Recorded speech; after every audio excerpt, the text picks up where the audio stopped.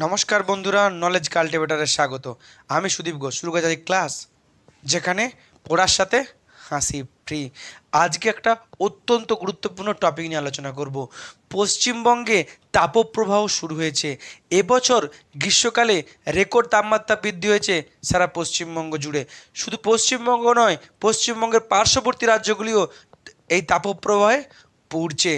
এই তাপের জ্বলনে মানুষ নাভিশ্বাস হয়ে যাচ্ছে।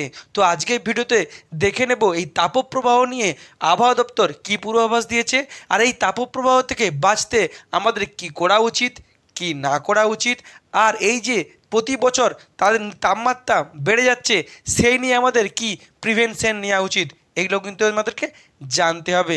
এগুলি আমাদের নিজেদের জীবনের সঙ্গে সম্পর্কযুক্ত। তো ভিডিওটি ভালো করে দেখুন, আর এই সম্পর্কিত কোনো প্রশ্ন থাকলে অবশ্যই জানাবেন। তার সাথে এটাও জানাবো যে কবে আমরা বৃষ্টির দেখা পাবো। তো আজকের video heat wave in West Bengal, যে পশ্চিমবঙ্গে প্রাণঘাতী তাপপ্রবাহ শুরু হয়েছে, যা কিন্তু চলবে প্রায় এক সপ্তাহ জুড়ে। এমনকি কিছুদিন অন্তরে আবার কিন্তু এই তাপপ্রবাহ শুরু হবে পুরো গ্রীষ্মকাল জুড়ে। এই নিয়েই আজকের আমাদের ভিডিও, যেখানে বলা হচ্ছে যে মেটেরোলজিক্যাল ডিপার্টমেন্ট বা আবহাওয়া দপ্তর বলেছে যে পশ্চিমবঙ্গের যে পূর্বাভাস দিয়েছে সেখানে যে ডেঞ্জারাস হিটওয়েভ পশ্চিমবঙ্গে এক বিপজ্জনক তাপপ্রবাহ শুরু হতে চলেছে। 17 এপ্রিল থেকে 27 এপ্রিল পর্যন্ত কোনো বৃষ্টির সম্ভাবনা নেই। তারপরে বৃষ্টি হবে, কিন্তু আবার নতুন করে বৈশাখ মাসের শেষে জ্যৈষ্ঠ মাসে আবার কিন্তু নতুন করে এই তাপপ্রবাহ শুরু হবে। অর্থাৎ এই গোটা গ্রীষ্মকালে কিন্তু তাপপ্রবাহ চলবে এপ্রিল মে মাস জুড়ে।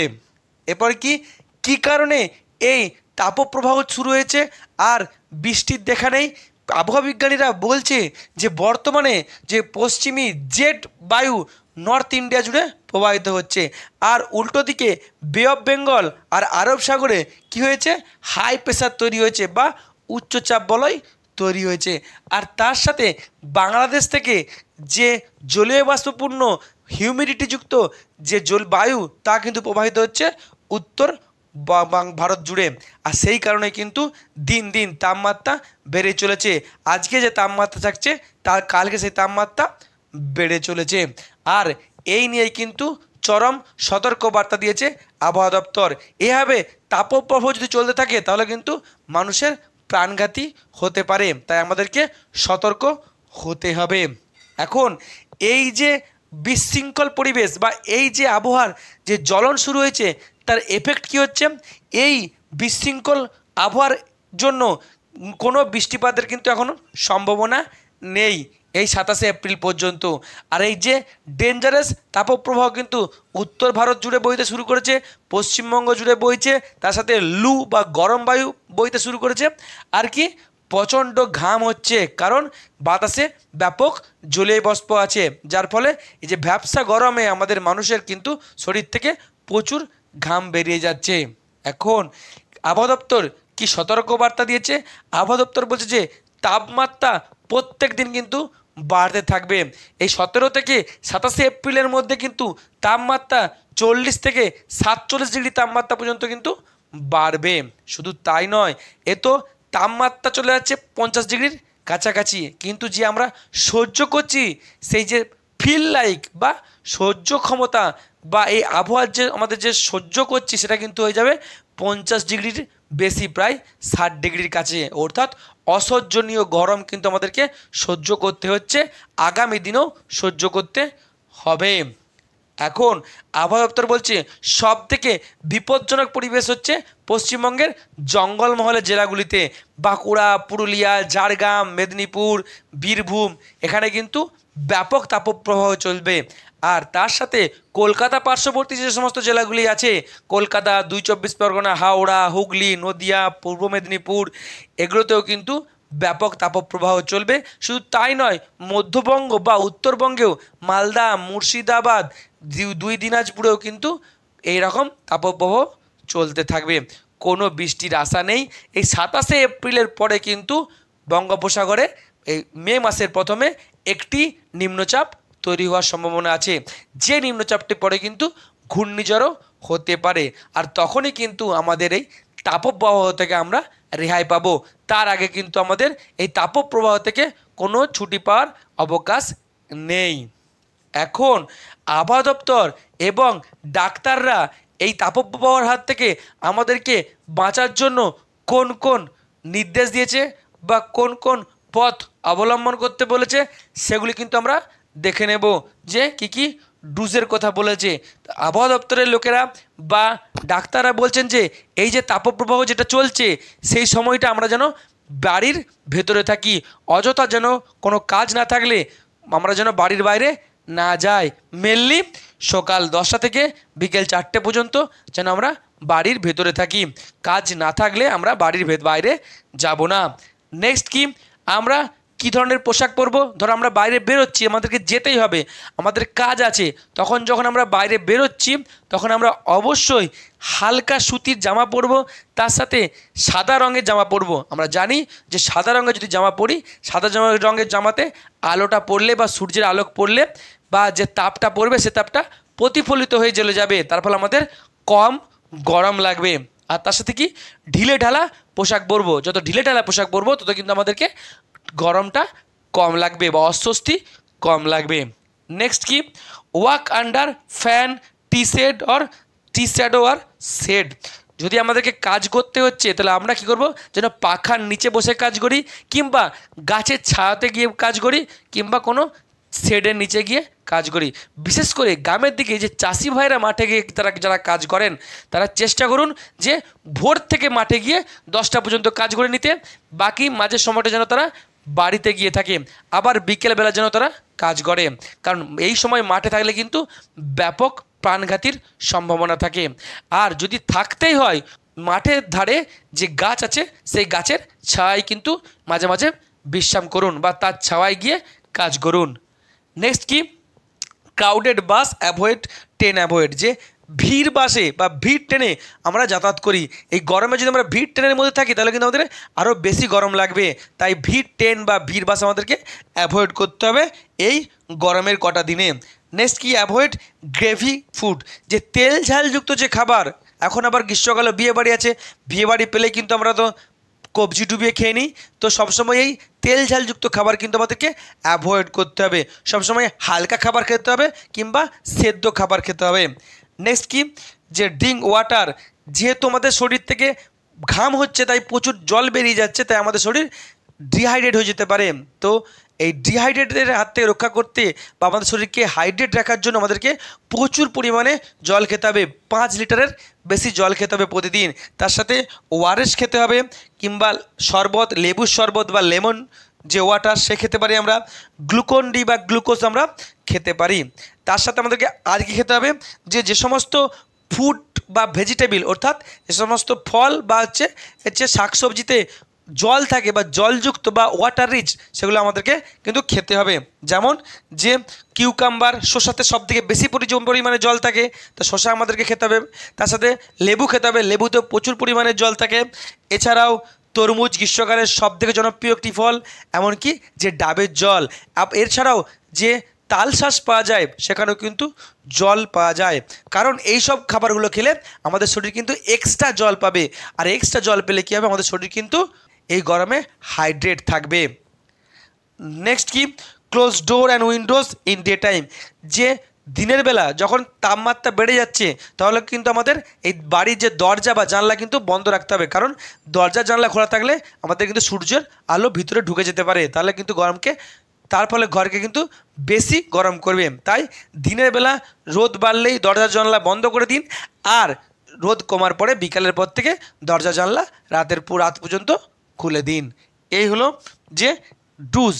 এখন কি কি আমরা করব না, যেগুলো না করলে আমাদের শরীর সুস্থ থাকবে এই প্রচণ্ড দাবদাহে।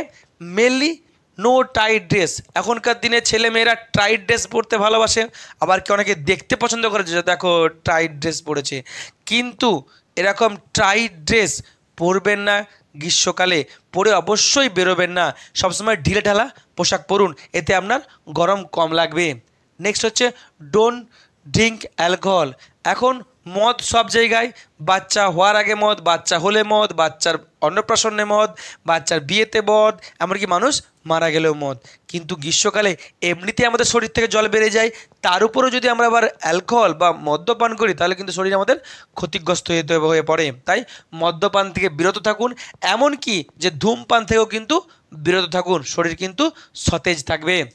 Next, avoid cold drinks. গ্রীষ্মকালে আমরা প্রচুর পরিমাণে কোল্ড ড্রিঙ্কস খাই, থামস আপ, পেপসি, লিমকা, তো এতে কিন্তু আমাদের শরীরের ভালোর থেকে খারাপটা বেশি হয়। তাই চেষ্টা করুন এই সমস্ত কোল্ড ড্রিঙ্কস বা সফট ড্রিঙ্কস না খাওয়ার। Next, avoid cold water drink. যে বাইরে থেকে আপনি এলেন, দীর্ঘক্ষণ বাইরে ছিলেন বা রোদ থেকে এলেন, রোদ থেকে বাড়িতে ফিরেই সঙ্গেই কিন্তু ঠান্ডা জল খাবেন না, কিংবা সঙ্গে স্নান করে নেবেন না। একটু পাখার তলায়, হালকা পাখার তলায় বসুন, একটু রেস্ট নিন, জল খান, তারপরে স্নান করুন। এতে আপনার শরীর কিন্তু ভালো থাকবে, অসুস্থ হয়ে পড়বে না, নাহলে কিন্তু ঠান্ডা লেগে যেতে পারে। এমনকি হঠাৎ করে যদি রোদ থেকে আপনি বাড়িতে চলে আসেন, গিয়ে পাখার নিচে হাই স্পিডে বসে পড়েন বা এসিতে বসে পড়েন, কিংবা সঙ্গে স্নান করে নেন, এতে কিন্তু আমাদের শরীর কিন্তু খারাপ হয়ে যেতে পারে। Next, avoid fridged water. যে ফ্রিজের যে ঠান্ডা জল, এটা কিন্তু খাওয়া বিরত থাকুন বা কম খান। যদি খেতেই হয় তাহলে তার সঙ্গে নর্মাল ওয়াটার মিশিয়ে খান, এতে আপনার শরীর ভালো থাকবে আর কেবে ঠান্ডা কম লাগবে। আর চেষ্টা করুন যে মাটির পাত্র বা মাটির কলসিতে থাকা জল পান করতে। আমরা জানি যে মাটির কলসিতে প্রচুর পরিমাণে ছোট ছোট ছিদ্র থাকে, এই ছিদ্র দিয়ে যখন জল বাষ্পীভবন হয় তখন তার লিন তাপ সেই মাটির কলসি থেকে সে সংগ্রহ করে নেয়, তার ফলে মাটির কলসির জল প্রচণ্ড ঠান্ডা থাকে। নেক্সট কি, don't go out in sun aimlessly. যদি আপনার দরকার না থাকে তাহলে অযথা এই গ্রীষ্মকালে এই প্রচণ্ড রোদে বাড়ির বাইরে যাবেন না, যতটা পারবেন বাড়ির ভিতরে থেকে কাজ করুন। Next, don't keep baby, old person আর pet in close room and car. যে আপনার বাড়ির কোনো রুমে, বন্ধ ঘরে, বন্ধ ঘরে কিংবা কোনো রাস্তায় কোনো গাড়ি দাঁড় করিয়ে দিয়ে সমস্ত দরজা টেনে দিয়ে যাবেন না, যখন আপনার সেই গাড়ির ভিতরে বা রুমের ভিতরে বা বাড়ির ভিতরে আপনার শিশু থাকে বা বৃদ্ধ মানুষ থাকে বা পোষ্য থাকে, কারণ তারা কিন্তু আর অস্বস্তিকর পরিবেশে তাদের জীবনহানি ঘটতে পারে। Next, don't keep bike, gas cylinder and car in sun. এই প্রচণ্ড যে গরম বা রোদ, এতে আপনার বাইককে অযথা রোদের মধ্যে রাখবেন না, গাড়িকে অযথা রোদের মধ্যে রাখবেন না, এমনকি গ্যাস সিলিন্ডারকেও রোদের মধ্যে রাখবেন না, কারণ এই প্রচণ্ড রোদে তাদেরকে সেখান থেকে কিন্তু আগুন ধরে গিয়ে দুর্ঘটনা ঘটতে পারে। আর যেহেতু গ্রীষ্মকালে সব গরম হয়ে থাকে, সহজেই আগুন ছড়িয়ে পড়ে, তাই চেষ্টা করুন আগুন থেকে যে কোনো জিনিসকে দূরে রাখতে, আর এই সমস্ত যানবাহন ও গ্যাস সিলিন্ডারকে রোদ থেকে দূরে রাখতে। এমনকি আমরা যে সাইকেল, সেটাও যদি আপনি রোদে রাখেন তাহলে কিন্তু তার চাকা ব্লাস্ট হয়ে যেতে পারে। এখন এই যে গ্রীষ্মকালে প্রচণ্ড দাবদাহ, সেখানে যে সমস্ত রোগগুলি হয়, সেই রোগগুলি থেকে আমরা কীভাবে মুক্তি পাবো? মেন যে রোগ হয় সেটা হচ্ছে হিট স্ট্রোক বা সানস্ট্রোক। যদি দেখেন যে কোনো ব্যক্তি সানস্ট্রোক হয়ে গেছে এই রোদে বা বুঝতে পারছেন, তাহলে সবসময় চেষ্টা করুন সেই ব্যক্তিকে ঠান্ডা জায়গায় আনতে, আর তারপরে তার পায়ে জল দিতে। অবশ্যই পায়ে জল দিবেন, মাথায় জল ঢালবেন না, এতে কিন্তু তার প্রাণঘাতী হয়ে যেতে পারে। পায়ে যত আপনি জল ঢালবেন তার শরীর দ্রুত সুস্থ হবে। তার সাথে ভিজে কাপড় দিয়ে তার মুখটাকে মুছিয়ে দিন এবং তাকে ঠান্ডা জল কিংবা ওআরএস খান, আর দ্রুত হসপিটালে বা হেলথ সেন্টারে নিয়ে যান বা ডাক্তারের পরামর্শ গ্রহণ করুন। গ্রীষ্মকালে আর একটা রোগ হচ্ছে পেট খারাপ হয়ে যায়, ভমিটিং বা লুজ মোশন হয়। এরকম যদি কারো উপসর্গ দেখা যায়, অবশ্যই তাকে ওআরএস খাওয়ান কিংবা ঠান্ডা জল খাওয়ান, তার সাথে তাকে রেস্ট দিন, আর সেই সঙ্গে ডাক্তারবাবুর পরামর্শ গ্রহণ করুন। আর এই দাবদাহে বিশেষ করে নজর দিন আপনার বাড়ির শিশুদেরকে এবং বয়স্ক ব্যক্তিকে, আর যদি রুগী থাকে অবশ্যই তাদের প্রতি অবহেলা করবেন না, তাদেরকে বিশেষ নজর দিন তাদের উপরে। নেক্সট, এই যে প্রতি বছর তাপমাত্রা বেড়েই যাচ্ছে, অসহ্যনীয় তাপমাত্রা হচ্ছে, এর কি কোনো প্রতিকার আছে? কি করলে এই তাপমাত্রা কমবে সেটার দিকে কিন্তু আমাদের নজর দিতে হবে।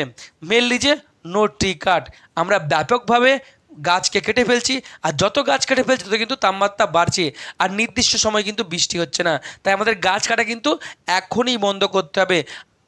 Next, T plantation in free place. যে সমস্ত জায়গাগুলি খালি জায়গা আছে, মুক্ত জায়গা আছে, সে সমস্ত জায়গাতে অবশ্যই বৃক্ষরোপণ শুরু করুন।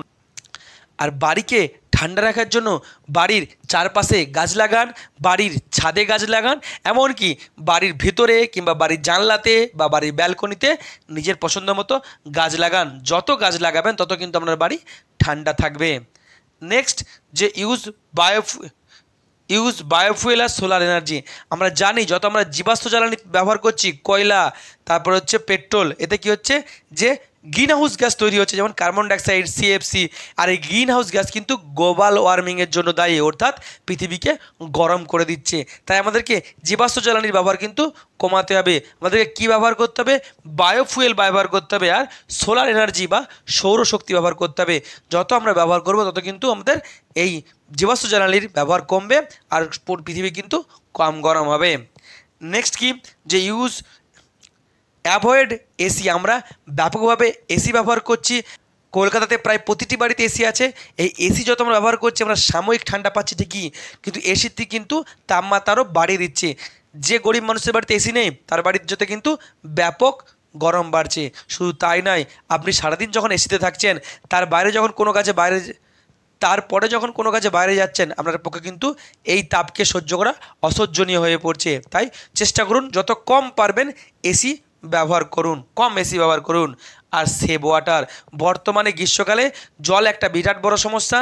আফ্রিকার কেপটাউন পৃথিবীর প্রথম শহর যেখানে জল শেষ হয়ে গেছে।